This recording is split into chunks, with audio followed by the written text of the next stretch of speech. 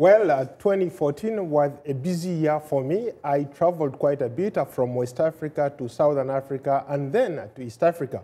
But perhaps it was even more exciting for young Africans venturing into leadership positions, entrepreneurship, innovation, and technology. Well, thanks a lot, Paul. Indeed, you did quite a bit in 2014.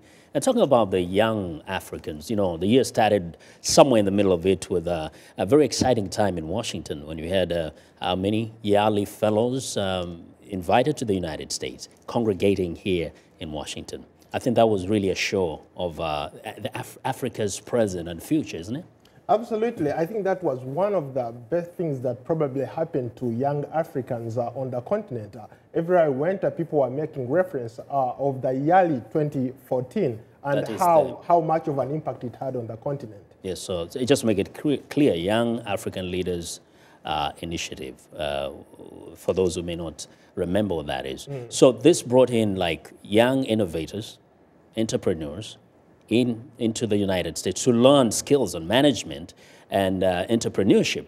But basically, it's because they're already doing what on the continent? From what I mean, some of the guys that came over here, rather some of the young leaders that came to Washington here or to United States were part of the brightest and the future leaders of Africa. So they literally looked around for people who had the skills, people who are into leadership positions, people who are into entrepreneurship, innovation and technology. Those are the big things happening on the continent. And I think some of these young kids have realized that, you know what, it's not going to take the governments giving us employment.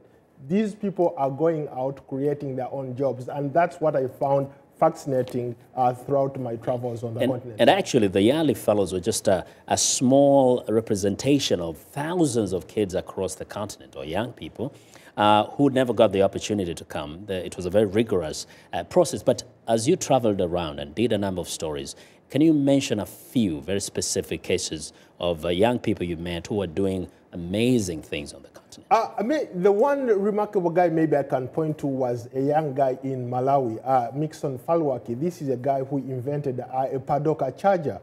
This young man, I met him on Facebook. That was the first time I interacted with him, and I followed him up, I befriended him. So I went to Malawi looking for him.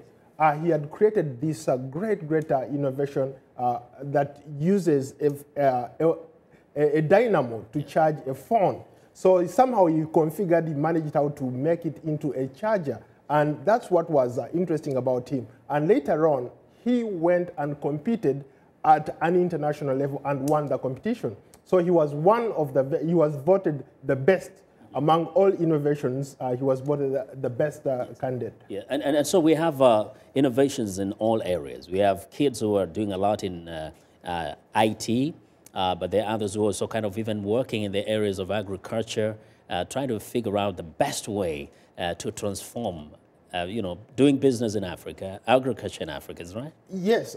You know, what is interesting is that people have realized that there are projections out there that the population of Africa is going to grow exponentially, maybe by 2050.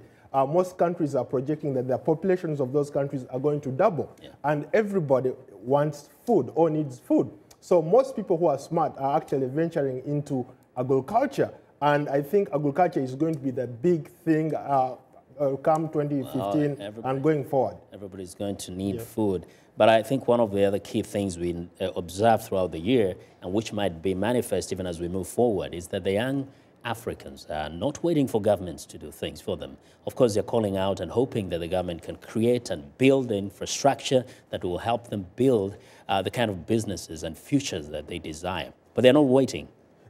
You're right on the money, Vincent. I think from Southern Africa to North Africa to East Africa, everybody is aspiring to be the next big thing. They're saying, you know what, we need to create our own jobs, and they've figured out how to create their own jobs. Great.